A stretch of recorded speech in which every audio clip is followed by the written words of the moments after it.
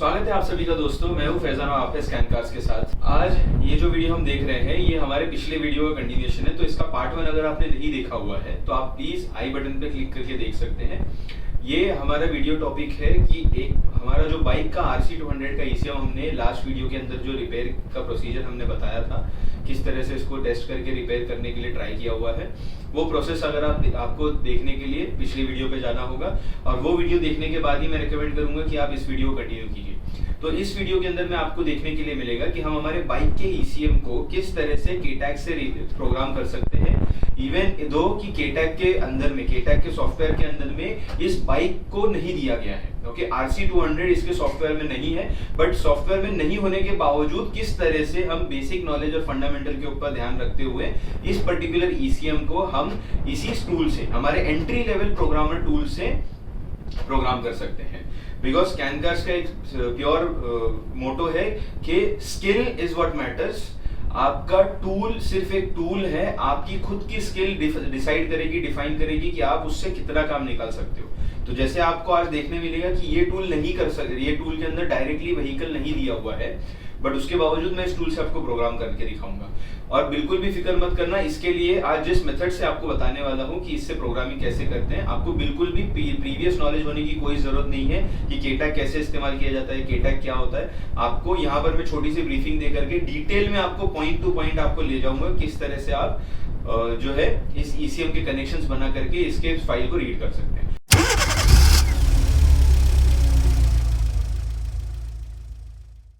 तो सबसे पहले तो ये समझना जरूरी है कि आखिर हम ये फाइल रीड क्यों करें, क्योंकि मैं जानता हूँ कई सारे मेरे बाइक के मैकेनिक भाई भी होंगे जो ये वीडियो को देख रहे होंगे और उनके लिए ये बिल्कुल नया होगा।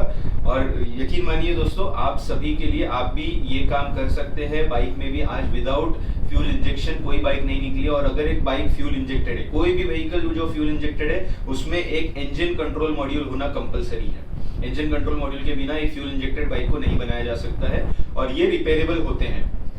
हर किसी गाड़ी के नहीं होते हैं, बट जिसके होते हैं इसको रिपेयर किया जा सकता है। एंड कस्टमर को एक सोल्यूशन हम प्रोवाइड करते हैं और उसका हमें गुड अमाउंट ऑफ चार्ज हम उनसे ले सकते हैं। सो इसका अब हम प्रोग्रामिंग किस तरह से करते हैं ये देखते हैं, बिकॉज ये हमारे ECM को रिप्लेसमेंट करते वक्त में, दूसरा ECM लगाते वक्त बहुत काम आएगा। बिकॉज ये जो ECM है, ये सेम ECM आपके कार में भी लगता है। एक कार है जिसके अंदर जो है आपकी टाटा नैनो, जिसके अंदर ये सेम ECM लगता है। अंदर के कंपोनेंट भी एक एक सेम होते हैं, किसी कंपोनेंट में कोई डिफरेंस नहीं होता है, एवरी सिंगल कंपोनेंट सेम होता है उसके अंदर में। मैं डायरेक्टली ये ECM को ले जा करके नैनो पे लगा सकता हूँ, बट उसमें एक स्टेप मुझे करना होगा। जो यहाँ जो स्टेप ये है कि आपको KTAG से इसके अंदर में कैसे ही व्हीकल की फाइल डालनी होगी। अब ये ECM मेरा RC200 का है, तो आज मैं आपको RC200 की फाइल निकाल के दिखाऊंगा। एंड ये सेम फाइल आपको वीडियो के डिस्क्रिप्शन में मिल जाएगी, डिस्क्रिप्शन में आप जाकर के ले सकते हैं, फ्री के लिए रखी हुई है। ओके, तो ये जो ECM है, इस ECM को आप RS200 पे भी लगा सकते हो, NS200 पे भी लगा सकते हो। जो EFI आई थी फ्यूल इंजेक्टेड NS200 है, उसी के साथ साथ आप इसको RC200 पे लगा सकते हो, और टाटा नैनो में भी सेम ECM लग जाएगा। जस्ट अगर आप जानते हो कि KTAG से किस तरह से इसकी फाइल रीड राइट करनी है, अगर आप ये जानते हो तो आप इस ECM को इन चारों गाड़ी में से किसी भी गाड़ी के ऊपर में आप लगा सकते हो। ये बात की गारंटी फुल में लेता हूँ। सो अब देखते हैं कि किस तरह से प्रोग्रामिंग होती है। तो एंड ऑफ द डे ये प्रोग्रामिंग होती क्या है, तो यहाँ पर हम क्या करने वाले हैं, इसके जो मेन चिप है, मेन माइक्रो कंट्रोलर जो चिप होती है, उसके अंदर पूरा का पूरा फाइल होता है। क्योंकि जैसा मैंने कहा दोस्तों, यही पूरा का पूरा ECM सेम पार्ट्स के साथ नैनो में भी लगता है। तो नैनो में 2 सिलेंडर है, वो 2 सिलेंडर कैसे चला रहा है, और RC में 1 सिलेंडर है, RC में 1 सिलेंडर और 200 सीसी कैसे चला रहा है, वो 800 सीसी है, ये 200 सीसी चला रहा है, कैसे चला रहा है। तो ये चलाने का पूरा रीजन आपका डिपेंड होता है, बिकॉज ये जो पर्टिकुलर ECM है, इसके मेन चिप की फाइल अलग है। जैसे आपके पास अगर फोन है, अगर आप OnePlus का फोन यूज करते हो और अगर आपका कोई दोस्त साथी है जो Oppo का फोन यूज करता है, दोनों फोन सेम कंपनी बनाती है। तो मैं OnePlus के फोन को Oppo का फोन बना सकता हूँ जस्ट फाइल चेंज करके, और Oppo के फोन को OnePlus का फोन बनाता हूँ जस्ट फाइल चेंज करके। फाइल चेंज कर दूंगा, मेरा पूरा सॉफ्टवेयर जो है Oppo के फोन में OnePlus का चलने लग जाएगा और OnePlus के फोन में Oppo का चलने लग जाएगा। ठीक वैसे ही जैसे ये ECM का हार्डवेयर सेम है, क्योंकि उनका हार्डवेयर सेम होता है मोबाइल का, इनका हार्डवेयर सेम है, तो ये सेम हार्डवेयर रहने की वजह से ये नैनो पे भी चल जाएगा, और सेम ECM आपका RC200, RS200, NS200 के ऊपर में भी सेम ECM चल जाएगा।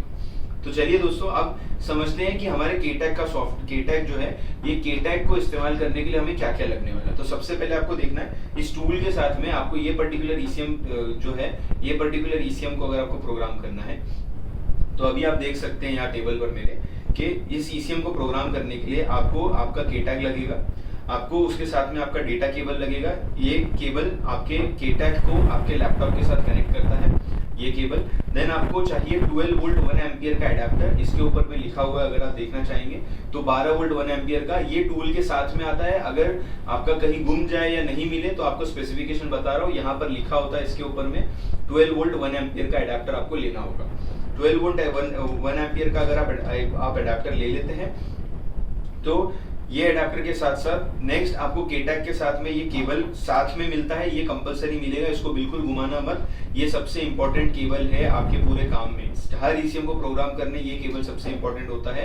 ओके, इसको यूनिवर्सल केबल कहते हैं, हर प्रोग्रामिंग टूल के साथ ये आता है, इसको संभाल के रखना बहुत जरूरी है। इसी के साथ साथ आपको लगेगा एक सिंपल सा वायर, जिस वायर को आप इस बोर्ड पर सोल्डरिंग करोगे, जो पॉइंट आपका केटैग बताएगा कहाँ सोल्डरिंग करना है, और इस वायर को आप सोल्डरिंग करोगे इसके ऊपर में, और ये केबल के पूरे कनेक्शन इसके साथ बनाओगे, जो अगेन केटैग से मैं आपको बताऊंगा कैसे करना है। और कनेक्शंस करने के बाद में आपका ईसीएम आप सक्सेसफुली रीड करके इसकी फाइल वापस राइट भी कर पाओगे। ओके, सो चलिए तो अभी स्टार्ट करते हैं। तो अब हम आ जाते हैं हमारे लैपटॉप के ऊपर में। तो लैपटॉप के ऊपर आने से पहले मुझे सबसे पहले अपने केटैग को कनेक्ट करना होगा। ओके, तो लैपटॉप पर जाने से पहले ये देख लीजिए आप कि आपका जो केटैग है, इस केटैग के अंदर में कुछ पोर्ट्स है। तो यहाँ पर आपको BDM JTAG का पोर्ट दिखाई दे रहा है, यहाँ पर बूट मोड है। उसके बाद में आपको यहाँ पर जो है, यहाँ पर 12-24 वोल्ट DC पावर सप्लाई का सेक्शन, आपको एडाप्टर का कनेक्शन मिलता है, जहां पर आपका एडाप्टर जाके जुड़ेगा। यहाँ पर आपका डेटा केबल जुड़ेगा, जिससे कि आपकी फाइल आपके केटैग से ईसीएम से निकल के केटैग में आकर के आपके लैपटॉप में आएगी। तो ये फाइल यहाँ इस केबल को यहाँ पर जोड़ा जाता है, तो यहाँ पर जुड़ता है, यहाँ से ईसीएम से फाइल निकल के यहाँ से अंदर इनपुट होती है, केटैग में जाती है, कन्वर्ट होती है, देन इधर ये डेटा केबल के जरिए आपकी निकल के लैपटॉप में जाती है। तो आपको ये जो केबल है, इस केबल को यहाँ पर प्लग इन कर लेना है। आप एक बार प्लग इन कर लो, उसके बाद में आपको सेम केबल को अपने लैपटॉप के ऑपोजिट पोर्ट पे लगाना है। तो ये आपका USB 3.0 पोर्ट है, ये 3.0 पोर्ट किसी भी लैपटॉप में सपोर्ट करेगा।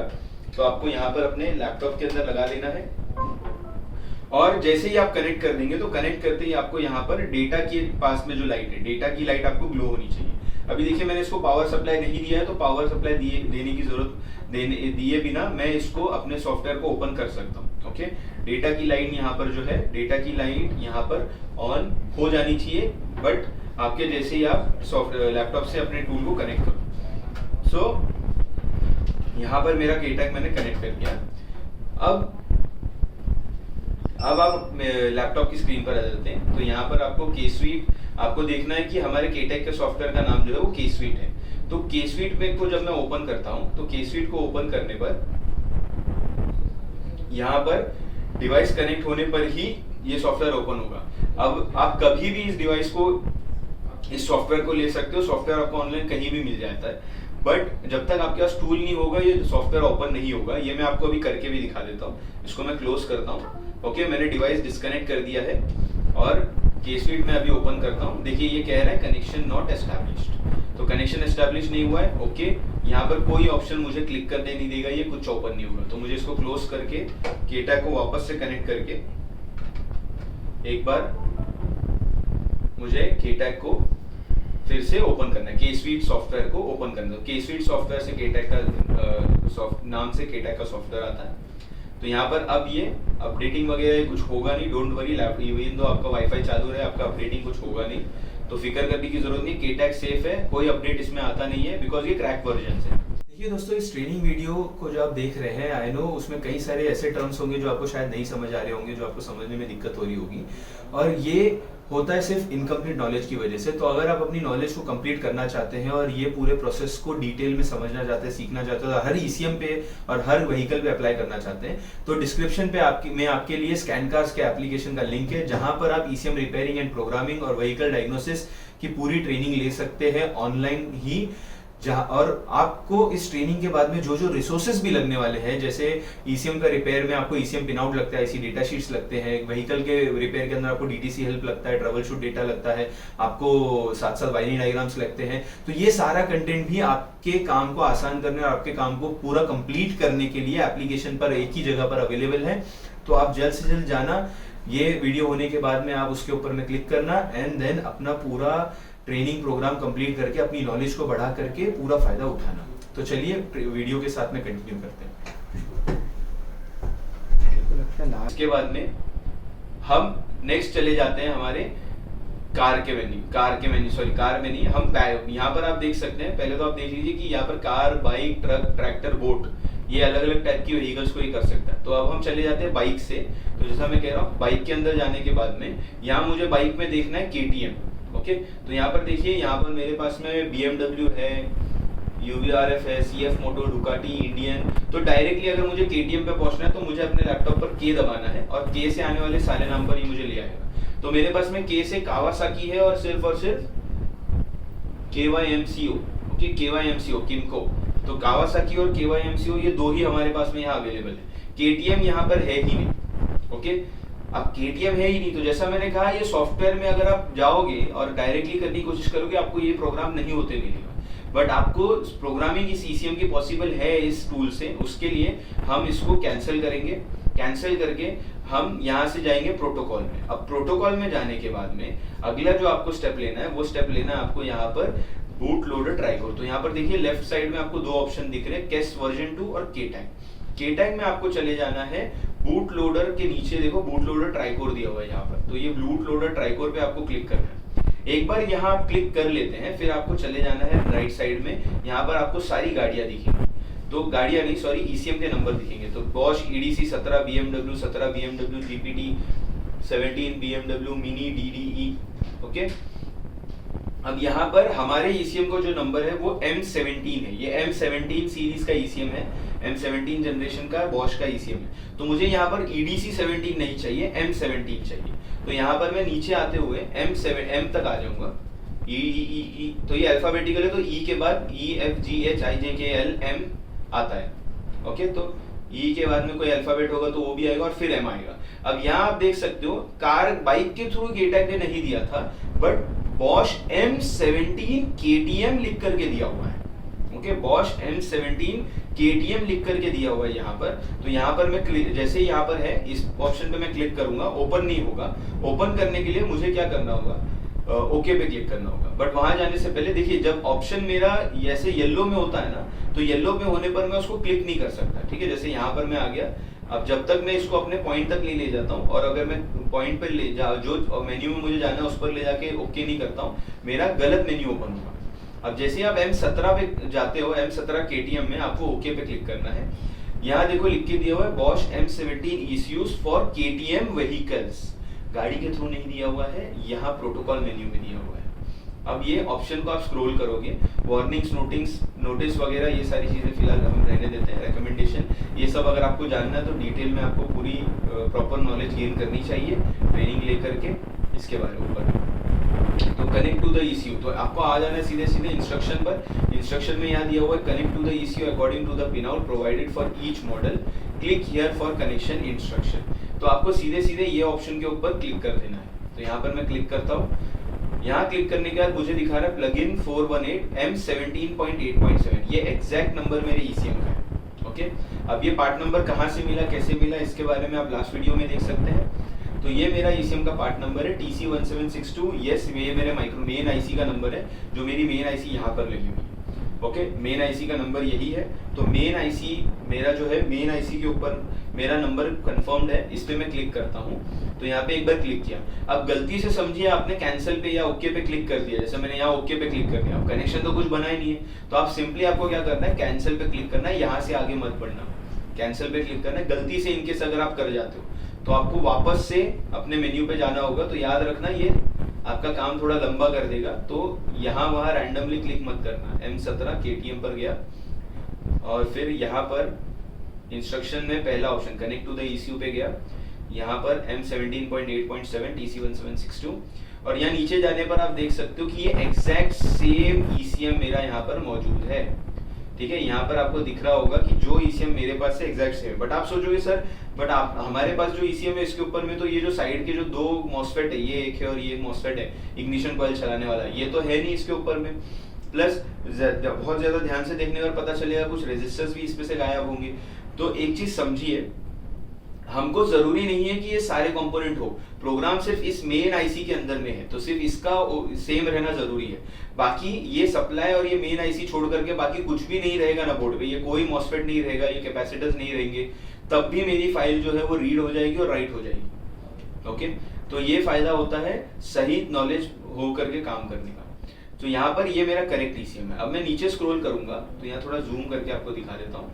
तो यहाँ पर आपको अवेलेबल कनेक्शन मोड्स देखना है। तो ये देखिए, ये ना अक्सर हमारे नजरों से निकल जाता है, बट फोटो के तुरंत बाद ही आपको अवेलेबल कनेक्शन मोड दिखेगा, जहां पर direct connection, click on the selected mode for the instructions direct connection. तो डायरेक्ट कनेक्शन पे आपको क्लिक करना है। अगर आप गलती से डबल क्लिक कर देते हो, सिंगल क्लिक करना है, सिर्फ एक बार लेफ्ट क्लिक करना है, आप डबल क्लिक कर देते हो तो ये ओपन होके ऐसे क्लोज हो जाएगा। ओके, तो उससे अच्छा है कि आप एक बार क्लिक करो, नीचे जाओ। अब सबसे पहले देखो, केटैक खुद बताता है। केटैक किसी भी प्रोग्रामिंग टूल की खूबसूरती यही होती है कि वो खुद बताता है आपको क्या करना है, आपको कोई टेंशन लेने की जरूरत नहीं है। तो यहाँ पर मटेरियल नीडेड, क्या मटेरियल लगने वाला है ये भी यही खुद बताएगा। तो यहाँ पर material needed cable 14P600 KT02। तो देखिए, ये सेम केबल है जो मैंने आपको स्टार्टिंग में दिखाया, यूनिवर्सल केबल। बट अगर आपको नहीं पता है, आप फिर भी कंफ्यूज हो, तो यहाँ आप डायरेक्टली जा सकते हो, इस पे क्लिक कर सकते हो और ये आपको यहाँ पर केबल दिखा देगा। ओके, यहाँ पर देखिए आपको केबल देखने के लिए मिल रहा है। अब यहाँ से पीछे आने के लिए कैंसिल पे मत क्लिक करना, बिल्कुल भी मत क्लिक करना, आप बैक पे क्लिक कीजिए। वापस से आपको कनेक्शन इंस्ट्रक्शन का ओपन करना पड़ेगा, फिर ये ओपन करना पड़ेगा, फिर डायरेक्ट कनेक्शन पे नीचे आकर के आना होगा, तो वापस से ओपन करना पड़ता है। तो दो चीजें इसने बोली है, एक तो केबल लगेगा और एक वायर लगेगा जिसको आपको सोल्डर करना होगा। तो दोनों चीजें यहाँ मेरे पास में फिलहाल मौजूद है। ओके,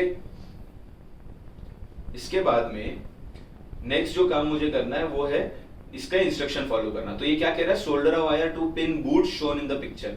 तो ये बोल रहा है बूट पिन के ऊपर एक वायर सोल्डर करो। तो यहाँ आप देख सकते हो, यहाँ पर इसने एक इमेज दिखाया हुआ है, और ये इमेज दिखाने से पहले ऊपर अगर मैं जाऊं तो देखिए यहाँ पर इसने ये फुल इमेज में बताया हुआ है कि जो बॉटम कॉर्नर है लेफ्ट साइड का, वहां पर आपका बूट का वायर है, बूट का पॉइंट है जहां आप एक वायर लगाओगे जिससे कि आपका फाइल निकलेगी। तो यहाँ पर वो बता रहा है कि कौन से पॉइंट पे लगाना है। यहाँ से अगर मैं नीचे स्क्रॉल करूं तो यहाँ उसने एनलार्ज उसी उतने हिस्से को बड़ा करके दिखाया हुआ है कि कहाँ लगाना है। तो अगर आप यहाँ देख सकते हो तो देखिए, अब इसको आपको रेफरेंस की तरह लेना है। तो रेफरेंस कैसे ले रहा हूँ, देखो राइट साइड में यहाँ पर एक होल है, उसके बाजू में एक रेजिस्टर है अनकोडेड छोटा सा, इन दोनों के बाद में यहाँ एक पैड है, उसके बाजू में एक और एक पैड है और फिर एक रेजिस्टर है। तो ये सारी चीजें एक लाइन में लगी हुई है, करेक्ट है। तो मुझे ये वाला जो पैड है, ये पैड के ऊपर सोल्डर करना है। ठीक है, तो चलिए अब हम जो है वापस से अपने ECM के ऊपर आ जाते हैं, बिकॉज अब आपको दिखाता हूँ ये पॉइंट कौन सा, इसको सोल्डरिंग करके आपको कनेक्ट किस तरह से करना है। ओके, चल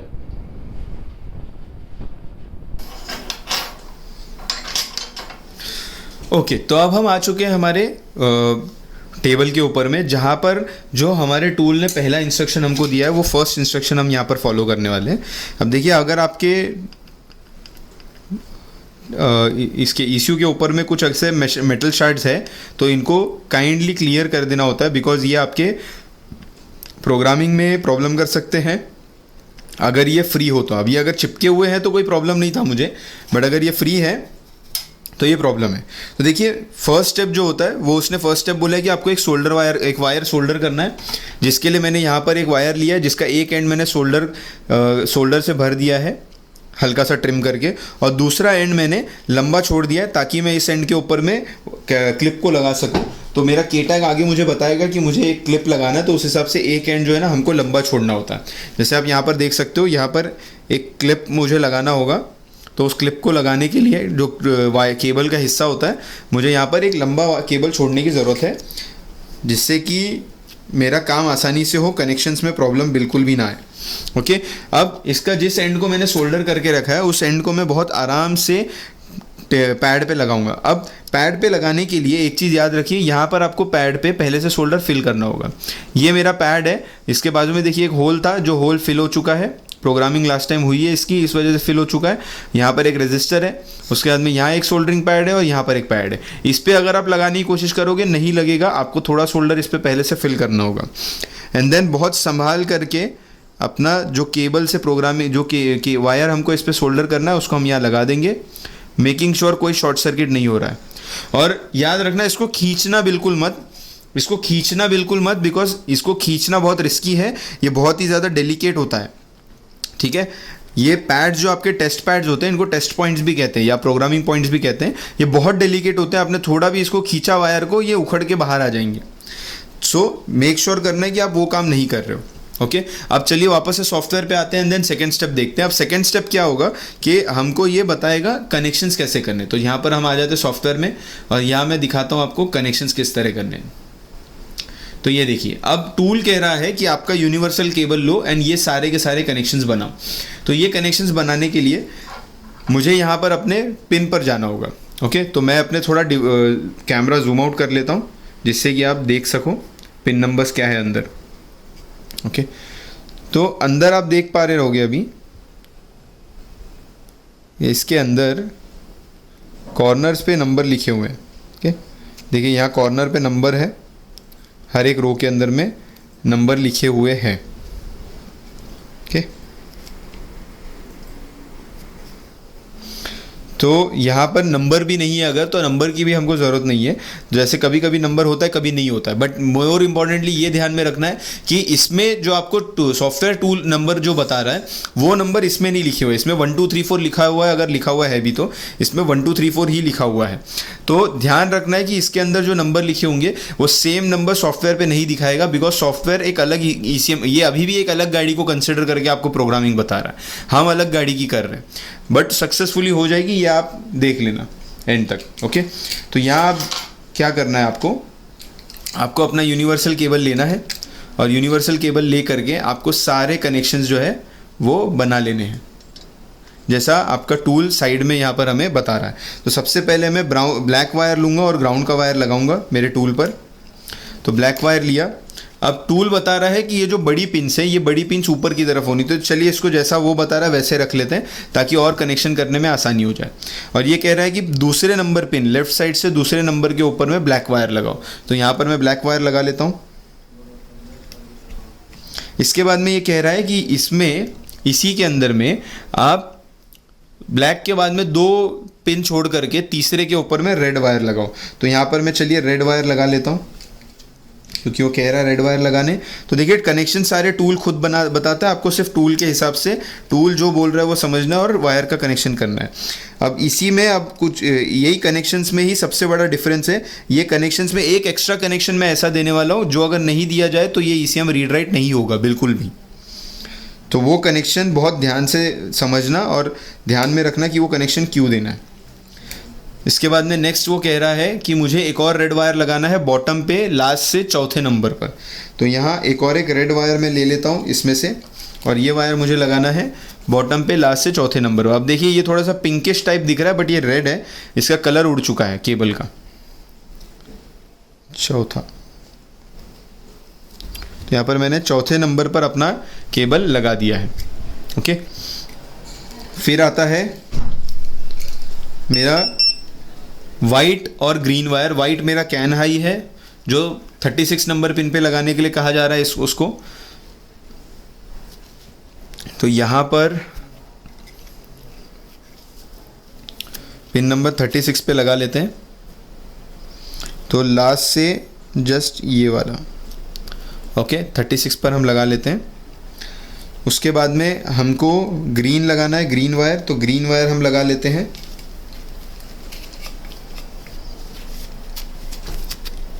उसके ठीक ऊपर ग्रीन वायर लगेगा,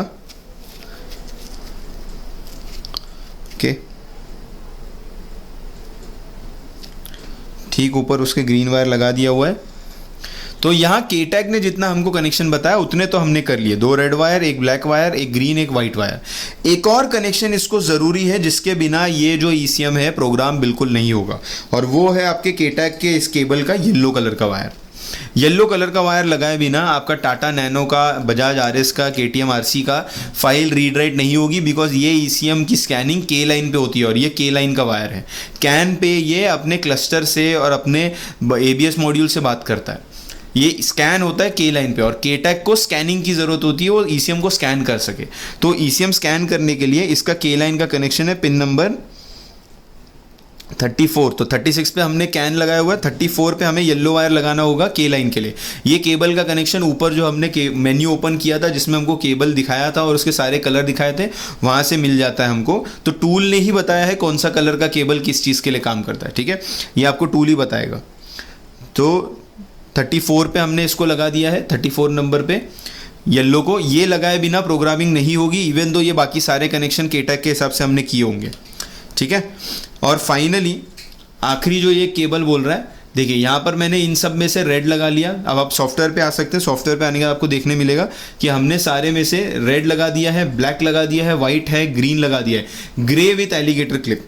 तो ग्रे विथ एलिगेटर क्लिप क्या है, ये मेरा ग्रे कलर का वायर विथ एलिगेटर क्लिप। तो ये कलर है, ये पिन है, ठीक है, सोल्डर्ड वायर। देखो B48, 36, 50, 53 बता रहा था, ये बता रहा है सोल्डर्ड वायर। जो आपने वायर सोल्डर किया है उस पर आपका grey wire with alligator clip, ये बूट का है। यही आपका फाइल जो है निकाल करके आपके सॉफ्टवेयर को देने वाला है।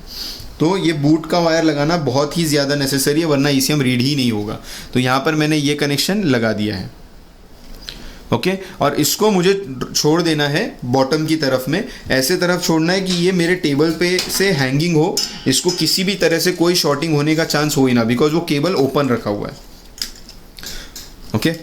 तो यहाँ पे आपने देख लिया कि हमने किस तरह से इसके सारे कनेक्शन किए। अब कनेक्शन हो गए हैं तो चलिए आगे बढ़ते हैं एंड हमारे केटैग के ऊपर में इसको कनेक्ट करते हैं, ओके।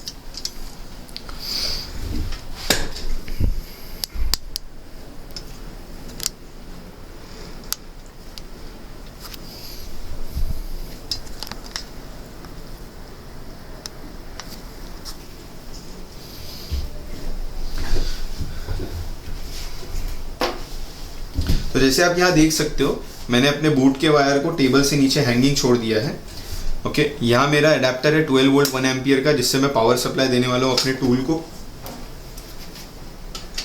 तो ये मैंने कनेक्ट कर लिया और सप्लाई दे दिया। आप सोचोगे सर लेकिन आपने सप्लाई दे दी है, सप्लाई चालू हो चुका है, बोर्ड शॉर्ट हो जाएगा, कुछ हो जाएगा। तो देखिए यहाँ पर आपके पावर की और डेटा की लाइट आ चुकी है, एक रेड वायर आ चुका है। ये रेड वायर लाइट नहीं आएगी, इसका मतलब आपका पावर सप्लाई ऑन नहीं हुआ है। तो ये ऑन होनी ही चाहिए, तभी आप कंफर्म बोल सकते हो कि आपका अडेप्टर कनेक्ट होकर के आपका सप्लाई ऑन हो चुकी है। उसके अलावा आप नहीं कह सकते हो बिल्कुल भी कि आपके सप्लाई ऑन हुई है या नहीं हुई है, ठीक है। अब एक बार सप्लाई ऑन हो गई है, उसके बाद में मुझे अपने अडेप्टर को कनेक्ट कर लेना है। अब ध्यान रखना ये है कि जब तक, ठीक है, अभी मैं एक चीज़ आपको दिखा देता हूँ कि अडेप्टर के सप्लाई की वायर हमने कनेक्ट की थी, वो ऑन हो गया था, बट जब तक आपका ECU ऑन और की ऑन की लाइट यहाँ पर ऑन नहीं होगी, तब तक आपका जो है ECM को पावर सप्लाई केटैग नहीं भेजेगा। ये स्ट्रिक्ट क्लियरली याद रखिए, ये पावर सप्लाई ECM को बिल्कुल भी नहीं भेजेगा, ओके। तो यहाँ देखिए मैंने सप्लाई दिया, सप्लाई की लाइट ऑन हो गई, बट ECU की और मेरी ECU की मेरी लाइट जो है वो ऑन नहीं हुई है बिल्कुल भी। तो ये तभी ऑन होगी जब मैं सॉफ्टवेयर से उसको कमांड दूंगा ऑन होने के लिए। देखिए, तो अब यहाँ पर ये सिंगल वायर मुझे लगने वाला है, इसको मैं कनेक्ट कर देता हूँ अपने टूल से पोर्ट के अंदर में, और इसको लूज नहीं करने के लिए यहाँ स्क्रू लगा देते हैं ताकि ये मजबूती से पकड़ ले। इसको स्क्रू कर देंगे तो ये अंदर ही पकड़े रहेगा, लूज कनेक्शन नहीं होगा। बिकॉज थोड़ा भी लूज कनेक्शन हुआ और आपका जो ECM ओके था, जिस ECM से आप फाइल निकाल रहे थे या फाइल जिस पे राइट कर रहे थे, वो ECM सीधा सीधा डेड भी हो सकता है। इतना एक्सटेंड तक प्रॉब्लम आ सकती है अगर आपने थोड़ी भी लापरवाही की, थोड़ी भी गलती की इस प्रोसेस को फॉलो करने में। तो ओके, अब मेरा केबल कहीं टच नहीं हो रहा है, केबल को मैंने सिक्योरली रख दिया है, केबल सिक्योर्ड है। ECM सिक्योर्ड है, सारे कनेक्शन सब कुछ ओके है, कोई केस नहीं है कि मेरे ECM को कोई प्रॉब्लम पहुंचेगा। अब वापस से सॉफ्टवेयर पे जाते हैं एंड देखते हैं इसके आगे कोई कनेक्शन बता रहा है। तो आप देख सकते हैं last year remove the soldered wire कह रहा है, बट ये बिफोर री इंस्टॉलिंग, यानी ECM को गाड़ी पे लगाने से पहले का प्रोसेस है ये। अभी हमको तो प्रोग्राम निकालना है। तो यहाँ पर आपको ओके पे क्लिक करना है। ओके पे क्लिक करके यहाँ आपको एक ही प्लगइन मिलेगा, इस पे क्लिक करना है। ये आपका आपके कंट्रोलर और EEPROM का नंबर दिखाएगा। यहाँ से आपको ओके पे क्लिक करके आगे बढ़ना है। अब यहाँ पर आता है रीडिंग बैकअप। तो आपको हमेशा, चाहे आप फाइल चढ़ा रहे हो या रीड कर रहे हो, आपको हमेशा रीड करके बैकअप लेकर के अपने पास रखना है, हमेशा रखना है। ओके, हमेशा अपने पास लेके रखना है। तो यहाँ पर मैं सिंपली केबल सिक्योर रख के रीड पर क्लिक कर लेता हूँ और ये ECM की रीडिंग मेरी स्टार्ट हो जाएगी। तो अब आप यहां पर टेबल पर देख पाएंगे कि just a minute,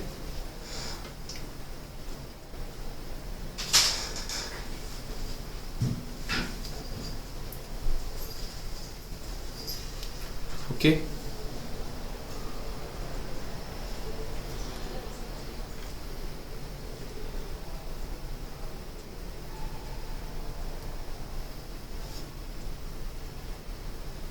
okay, successful नहीं हुआ है, नहीं ले पाया है। चलिए एक बार और ट्राई करते हैं। ओके, मैं बताता हूँ क्यों सक्सेसफुल नहीं हुआ है, क्यों नहीं हुआ है। बिकॉज हमारा ग्राउंड का वायर निकल गया है। ग्राउंड का वायर निकल जाने की वजह से ECM की जो लाइट है वो ब्लिंक होती रह जा रही है। ठीक है, इसलिए हमारे कनेक्शन सिक्योर होने चाहिए। कनेक्शन निकल जाएंगे तो ECM ऑन नहीं होगा, चालू नहीं होगा। और देखिए जब काम नहीं कर पा रहा होता K-Tag तो लाइट ब्लिंक होती रह जाएगी इसकी। ठीक है, आपके जो टूल है उस टूल की लाइट से ब्लिंक होती रह जाती है और कुछ नहीं कर पाती है। तो जब काम नहीं हो रहा होता तो यही होता है। तो अब चलिए ग्राउंड का केबल वापस लगाते हैं एंड केबल लगा करके फिर से स्टार्ट करते हैं। अब देखिए जब ये बीच में रुका हुआ है तो मुझे क्या करना है, इसको डायरेक्टली ऑफ होगा नहीं, इसको मुझे एंड टास्क करना होगा। ठीक है, कम्युनिकेशन एरर खुद बोल दिया उसने, अच्छी बात है, उसने खुद एग्जिट कर दिया। तो अब यहां से मुझे बाहर जाने की जरूरत नहीं है, बस अपने ग्राउंड का वायर मैं प्रॉपरली वापस लगाऊंगा। ग्राउंड का वायर मैंने वापस लगा दिया है और ग्राउंड का वायर वापस लगा करके अब फिर से एक बार मैं इसको रीड करूंगा। रीड पे क्लिक करूंगा, यहां पर आइडेंटिफाई स्टार्ट हो गया। मेरा ECM और मेरा मेन की और इग्निशन मेरा जो है ऑन हो चुका है और ऑन हो गया और मेरा डेटा की लाइट ब्लिंक हो रही है। अगर आपके K-Tag में डेटा की लाइट ब्लिंक होने लगी, अगर आपके K-Tag में डेटा की लाइट ब्लिंक होती है, ECM और आपका इग्निशन ऑन हो जाता है, दोनों लाइट ऑन हो जाती है, दैट मीन्स आपका फाइल रीड होना शुरू हो चुका है।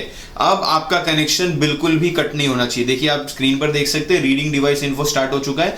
ये काम होते वक्त में जब ये रीड कर रहा है, बिल्कुल भी आपके ECM की जो फाइल है वो फाइल किसी भी हालत में आपके करप्ट ना हो, इसका मेक श्योर करने के लिए आपका K-Tag आपके ECM से अलग नहीं होना चाहिए। इसलिए मैंने इसके ECM को होल्ड करके रखा हुआ है ताकि ये डिस्कनेक्ट ना हो।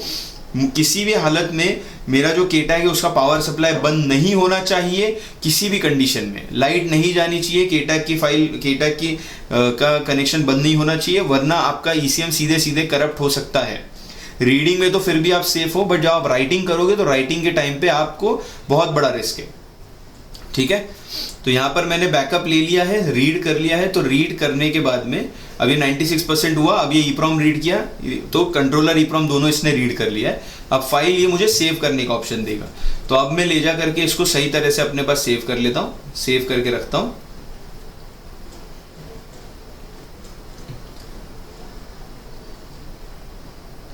तो इसको अपना टाइम लेने दो, कोई फोर्स मत करो। देखो अब ये पूछ रहा है आपको कहाँ सेव करनी है इसकी फाइल। ठीक है, तो यहाँ पर मेरा K-Tag के फोल्डर में KTM के अंदर में, ठीक है, KTM या मैं एक ECM प्रोग्रामिंग डेटा का बनाया हूँ, तो यहाँ पर एक फोल्डर बना लेता हूँ KTM। ओके, इसके अंदर में एक और फोल्डर मेरा RC200 और RC200 मेरी BS3 है। तो ये BS3 की फाइल है। तो ये फाइल अगर आप BS4 में डाल दोगे तो आपका सेकेंड O2 सेंसर जो BS4 का है वो नहीं काम करेगा। अब मैं फाइल नेम लगा देता हूँ KTM RC200 BS3 बैकअप।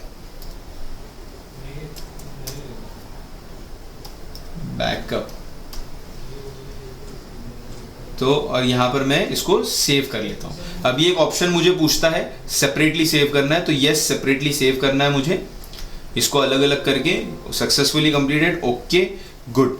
अब यही फाइल को मैं वापस इस ECM में राइट करूंगा, जिससे कि 100% श्योर हो जाएगा कि ये ECM में कोई प्रॉब्लम नहीं आएगा। ECM ने राइटिंग फाइल ले ली तो हो जाएगा। तो राइट का प्रोसेस भी आप देख लोगे। अब देखिए मैंने बैकअप लिया था तो मैं रिस्टोर करने वाला हूँ। अगर आप चाहो तो इनको अलग अलग से भी ले सकते हो, जैसे बैकअप हटा के मैं माइक्रो कंट्रोलर EEPROM अलग से भी ले सकता हूँ, बट ये ऑलरेडी मेरा टूल मुझे बना के दिया है तो मुझे अलग अलग करने की कोशिश जरूरत नहीं है। तो मुझे RC200 की फाइल क्या करनी है, रिस्टोर पे टिक मार्क रहने देना है, राइट पे क्लिक करना है और यहाँ पर अपना फाइल सेलेक्ट करना है। अब देखिए यहाँ पर 3 फाइल दिखा रहा है क्योंकि 2 मैंने उसको बोला था कि अलग करके रखना। एक है मेरी बैकअप, दूसरी भी मेरी बैकअप, तीसरी है मेरी बैकअप.mpc। तो यहाँ फाइल टाइप में देखोगे तो ये EPR फाइल है, ये MPC फाइल है और ये एक फाइल है। तो ये जो ऊपर टॉप वाली फाइल है ये मैंने जो निकाली है और ये पूरे डेटा की फाइल है, इसमें कंट्रोलर EEPROM दोनों होगा। तो इस पर क्लिक करके अब हमको आगे बढ़ना है, ठीक है। ओपन पे क्लिक करना है, ओपन पे क्लिक करके ये फाइल डायरेक्टली राइट होना शुरू हो जाएगी। अब मैं इसको कोई भी फाइल दूंगा ये राइट कर देगा, ठीक है। मैं यहाँ पर नैनो की फाइल सेलेक्ट करता, ये नैनो की फाइल इस पर चढ़ा देता और कर लेता बिना किसी चीज मुझे बोले कुछ पूछे। तो याद रखना राइटिंग के टाइम पे सबसे बड़ा रिस्क होता है आपके ECM को, कुछ भी गड़बड़ हुई और आपका ECM सीधे सीधे करप्ट हो जाएगा, डेड हो जाएगा, कोई उसके अंदर में ऑप्शन नहीं रहेगा आपके पास उसको बचाने का, आपको सीधा नया ECM देना होगा। तो राइटिंग के टाइम पे मेक श्योर आपके कनेक्शंस बिल्कुल भी डिस्कनेक्ट नहीं होने चाहिए, सब कुछ सही से रहना चाहिए। यहाँ राइटिंग स्टार्ट हो चुका है तो ये रेड ब्लू चल रहा है, तो जो ब्लू लाइन दिख रही है वो डिलीट हो चुका है डेटा और रेड जो चल रहा है वो डेटा राइट हो चुका है।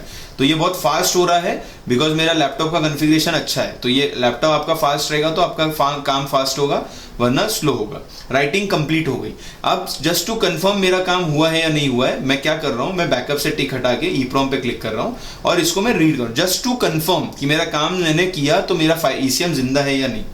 रीड किया, अगर रीड हो गया यानी मेरा ECM जिंदा है, फाइल सही से चली गई है। अगर नहीं किया तो मेरा ECM करप्ट हो चुका है, डेड हो चुका है, ठीक है। ये हमेशा कंफर्म करना है एक बार अपना प्रोग्रामिंग प्रोसेस कंप्लीट करने के बाद, ताकि आपको पता रहे कि आप गाड़ी पे जाने से पहले आपका ECM बचा है या गया है। फॉर एनी रीजन हो सकता है कि गया होगा, आपने गलत फाइल चढ़ा दी होगी तब भी जा सकता है, तो ये याद रखना। तो यहाँ पे मैंने EEPROM सेलेक्ट करके रीड किया, reading device info, reading start कर दिया यानी ECM ओके है। EEPROM रीड किया। अब यहाँ मुझे कोई सेविंग नहीं करनी है, मैं कैंसिल करके इसको एग्जिट कर दूंगा, ठीक है। सेव नहीं करना है, मेरे पास पहले से सेव है। तो यहाँ आपने सक्सेसफुली देखा है कि किस तरह से फाइल को रीड किया जाता है और राइट किया जाता है। जैसे मैंने KTM RC200 की फाइल राइट की है, इसी तरह से मैं RS200 की फाइल मेरे पास होगी, वो मैं सेलेक्ट करके राइट कर सकता हूँ। मेरे पास नैनो की फाइल होगी, वो मैं सेलेक्ट करके राइट कर सकता हूँ और ECM को इस ECM को डायरेक्टली उस गाड़ी के ऊपर ले जाके लगा सकता हूँ। नैनो पे आफ्टर ऑल मुझे चाबी कोडिंग लगेगी क्योंकि उसमें इमोबिलाइजर आता है, बट बाइक्स में नहीं लगता है। हालांकि अभी आपके बाइक्स के अंदर आना शुरू हो गया, तो वो काम भी आपको शुरू करना जल्दी ही पड़ने वाला है। तो ये मेरा आज सभी बाइक मैकेनिक्स के साथ में और बाइक मैकेनिक भाइयों के साथ में एक कम्युनिकेशन है कि आप लोग को भी इस काम में अब लर्निंग स्टार्ट करनी ही होगी, बिकॉज BS6 के अंदर में ये सारे फंक्शंस और फीचर्स आ रहे हैं जो आपके कार के अंदर में थे, अब वो बाइक में आना शुरू हो चुके हैं नहीं, आ चुके हैं। तो अब आपको तैयारी करनी पड़ेगी और उस तैयारी करने के लिए हम आपके साथ में है। आपको जो भी मदद लगेगी, जो भी आपको चीज़ सीखनी होगी, आप हमसे कांटेक्ट कर सकते हैं। आप कांटेक्ट करके अपने आपको स्किलफुल और अपग्रेड कर सकते हैं, इंडस्ट्री में बनाए रख सकते हैं आज के चैलेंजेस के साथ में। तो आई होप दोस्तों कि ये काम देखने के बाद आप लोग ECM की प्रोग्रामिंग अच्छी तरीके से कर पाओगे। एटलीस्ट इस डिवाइस से आप इस ECM को प्रॉपर्ली प्रोग्राम करोगे। डिटेल में पॉइंट टू पॉइंट हमने सब कुछ समझा है। अंत तक बने रहने के लिए बहुत बहुत शुक्रिया दोस्तों। इस RC200 की जो फाइल है उसकी लिंक उसकी फाइल की लिंक फाइल ऑब्टेन करने की लिंक नीचे डिस्क्रिप्शन में है, आप वहाँ से उसको ले सकते हो। साथ ही साथ में ये जो ECM है, इस ECM का जो पूरा पिन आउट है ये एप्लीकेशन पे अवेलेबल है, उसकी भी लिंक बॉटम में अवेलेबल है। जाइए और आप वहाँ जाकर के बेहतर से बेहतर अपने काम को बढ़ाइए और आप उसका प्रोसेस का पूरे फ़ायदा उठाइए। तो बहुत बहुत शुक्रिया अंत तक रहने के लिए। Thank you so much, take care.